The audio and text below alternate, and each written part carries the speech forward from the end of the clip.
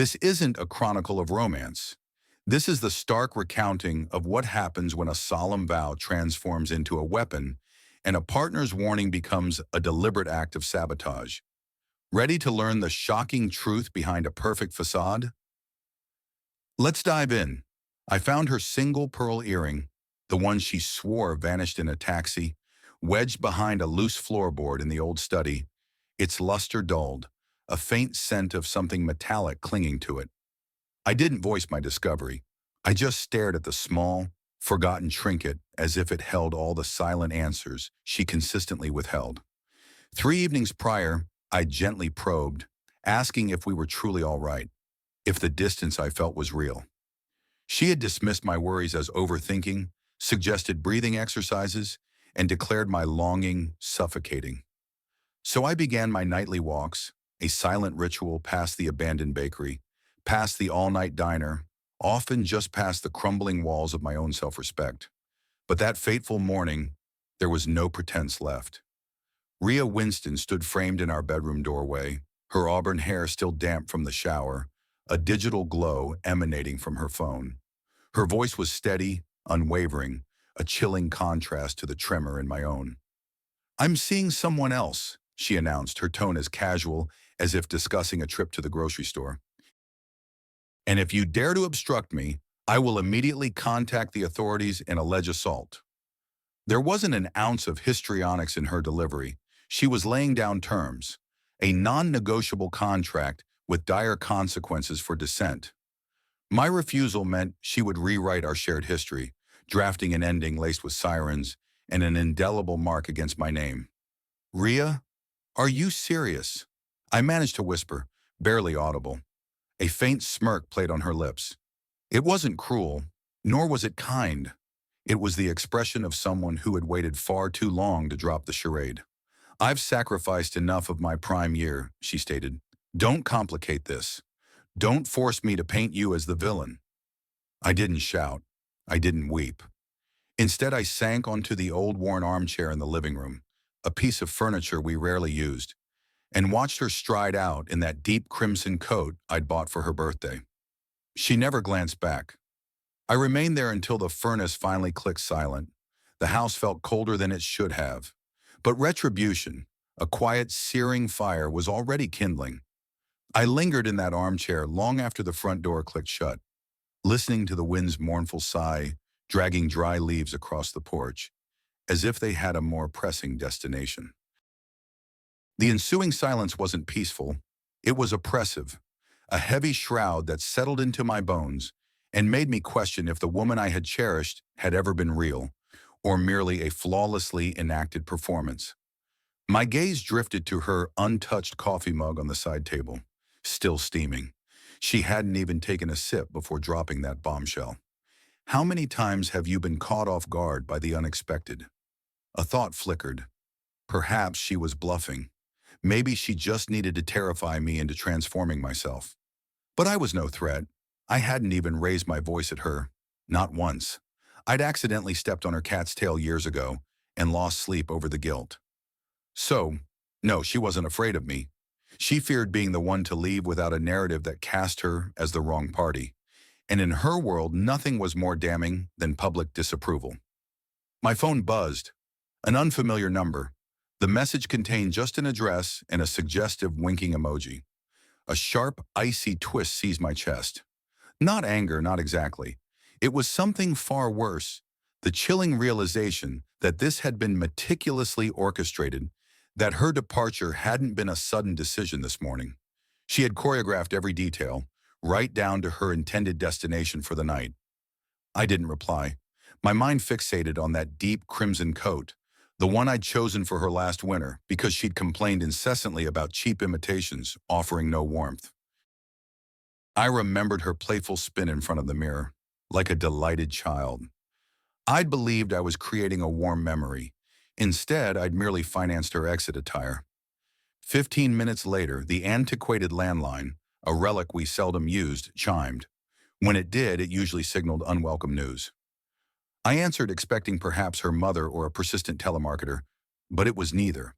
It was the police, and their call wasn't concerning me. It was about Rhea. The officer's voice was disconcertingly calm, almost indifferent. He inquired if I was the spouse of a woman named Rhea Winston.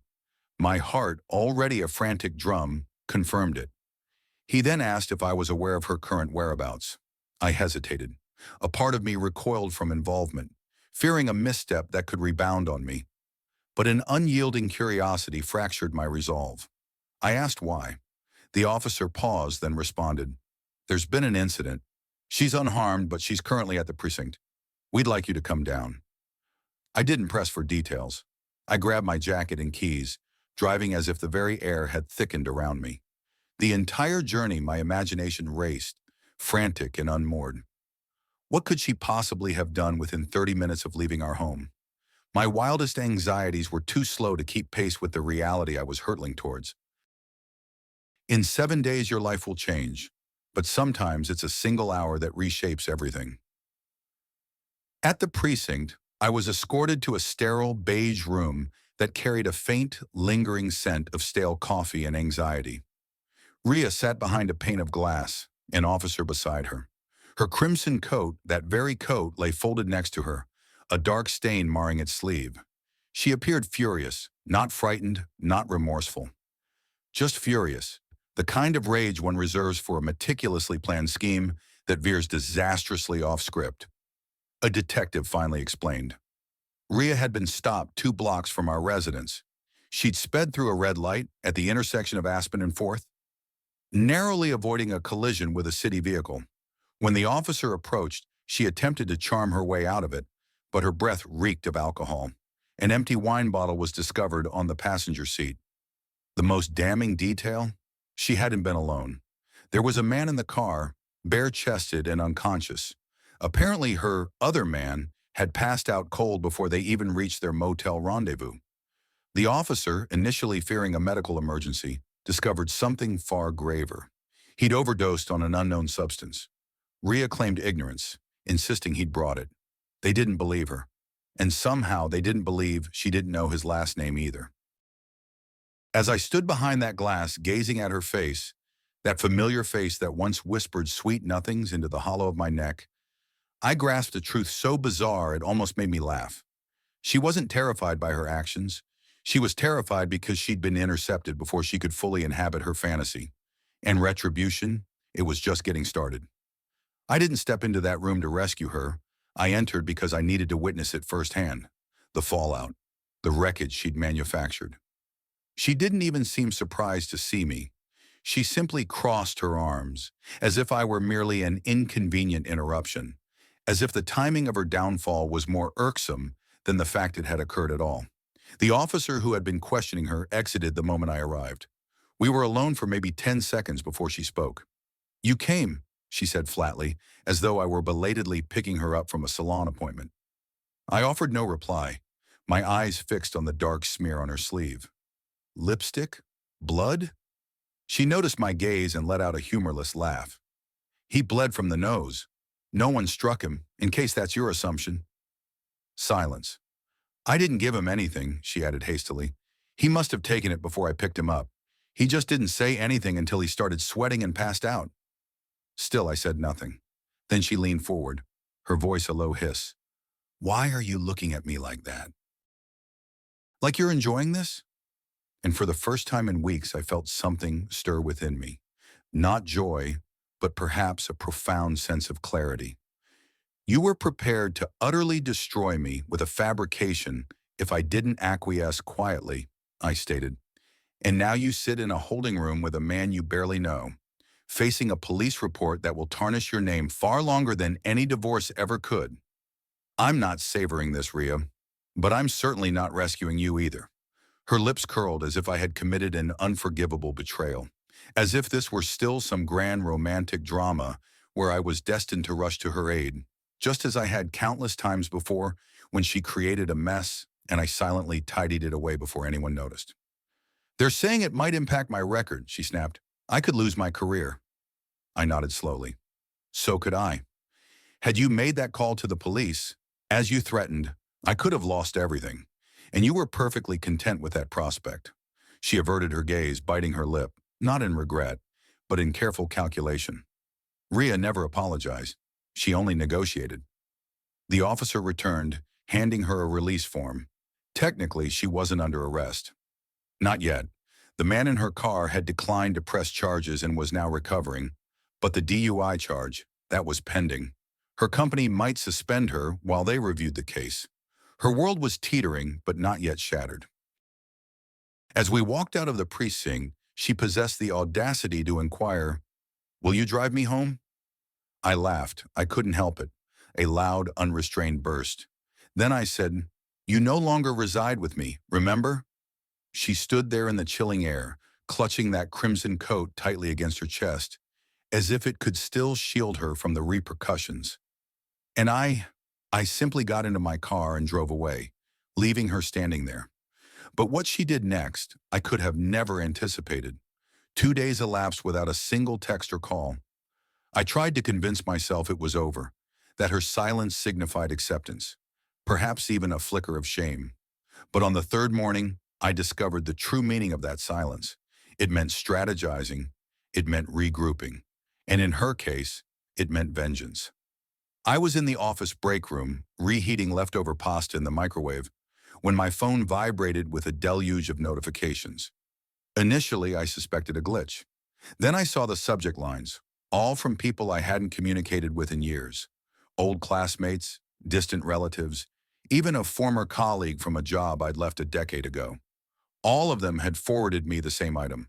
A lengthy, masterfully manipulative online post penned by none other than Ria. In it, she meticulously painted herself as the victim of emotional captivity, claiming she had been controlled, silenced, and psychologically abused for years. She meticulously avoided naming me directly, but the connections were effortlessly made.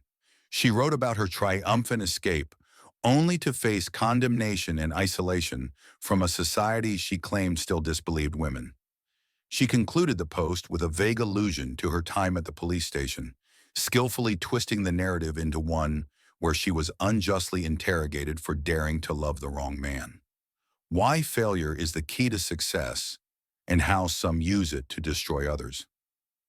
The post garnered hundreds of likes, dozens of comments, people lauding her bravery, others wishing her peace and healing.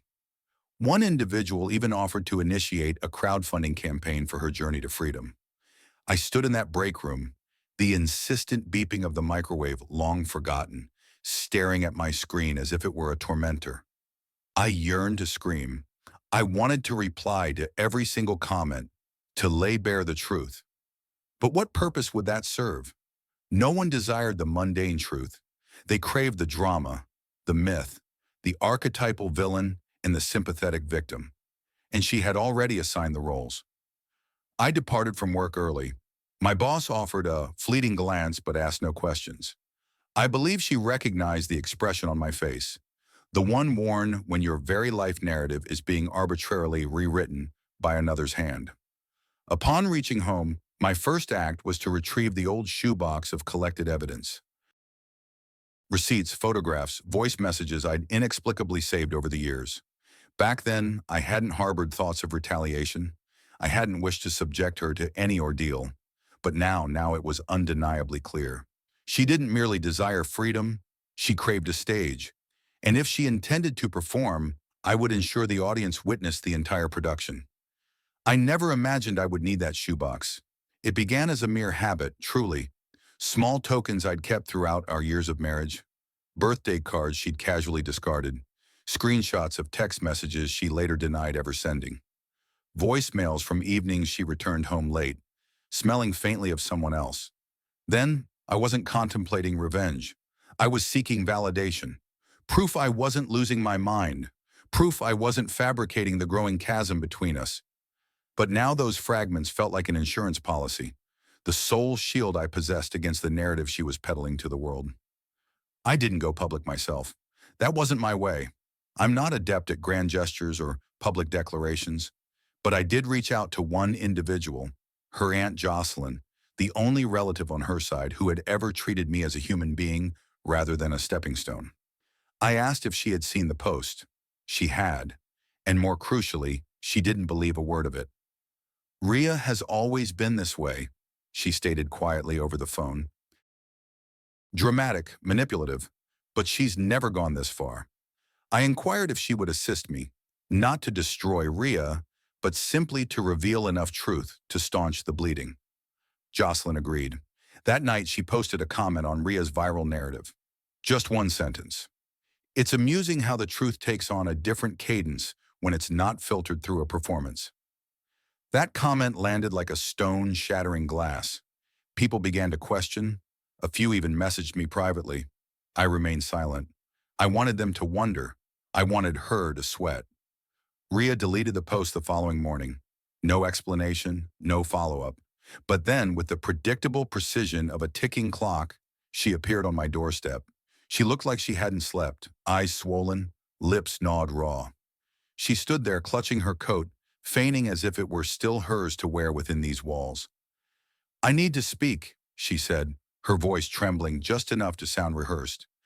I didn't open the door fully. I leaned against the frame and stated, "That's ironic considering you've already articulated everything online." She flinched. "That was an error. I was hurt." "No," I countered. "You were cornered. That was your escape strategy." She offered no denial, merely asking, "Can we salvage this?" It was then that I understood.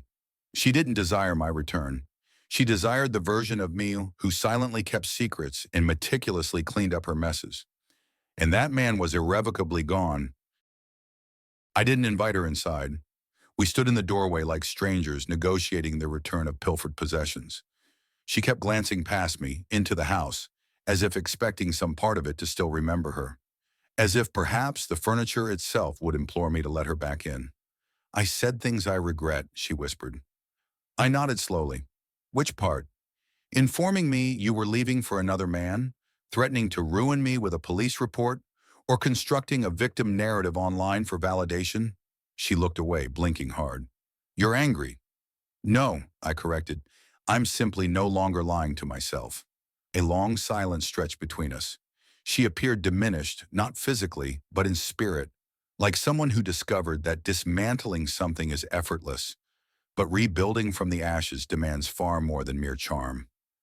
"I thought I craved freedom," she murmured quietly. "But it doesn't feel like freedom when no one believes you anymore." I said nothing. I just stood there, arms folded, watching her attempt to extricate herself from the chasm she had excavated, with words sharpened like blades. Finally, she broke the silence. "What do you want from me, Milo?" The question caught me off guard. Not because I lacked an answer, but because I realized for the very first time that she genuinely expected one. She still believed this was a negotiation. "I want peace," I said. "I want a version of my life that doesn't necessitate walking on eggshells around someone who rewrites the past whenever it doesn't flatter her." She flinched as if I'd struck her, but I wasn't finished. "You declared me a villain to the world. You wielded pain like a prop. And when your narrative fractured, you returned not because you missed me, but because the applause ceased." She attempted to protest, but I shook my head. "I'm not here to contend with you, Rhea. I'm here to move past you." Her eyes welled with tears. For a fleeting second, I glimpsed the girl I once loved, but only for a second. Then she did what she always did. She turned and walked away before anyone could witness her tears.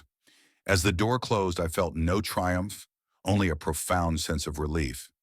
But retribution wasn't finished with her yet.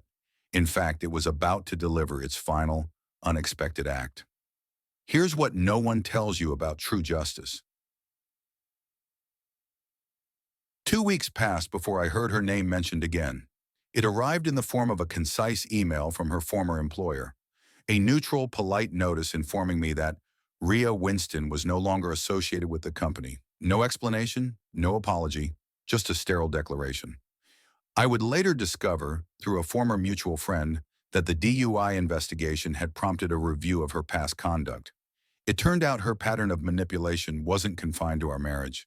She had instigated similar chaos within her workplace. Only this time, people were finally paying attention. I didn't celebrate, but I did experience a quiet, steady sense of closure. Not the kind that accompanies revenge, but the kind that arrives when truth finally outpaces fiction. A month after that, I began sleeping soundly through the night once more. No racing heart, no sudden, jarring flashbacks of her standing in the doorway, threatening to twist love into a weapon. The silence in the house no longer felt oppressive. It felt earned. I donated her clothes, sold the crimson coat, took a week off work, and drove out to the rugged coast. Nothing extravagant, just me, a modest motel, and the relentless sound of the ocean doing what it always does, moving forward without explanation. And somewhere between the second and third morning, a profound realization dawned on me. She had left believing she possessed all the power, that she could dictate the story and assign all the roles, villain, victim, savior. But life possesses an uncanny knack for correcting the script. In retribution, it doesn't wear a crimson coat or arrive amidst a clamor of applause. It moves quietly, like waves steadily smoothing out shattered sandcastles. I won't claim to be entirely happy just yet, but I am undeniably free. And sometimes that's the better ending.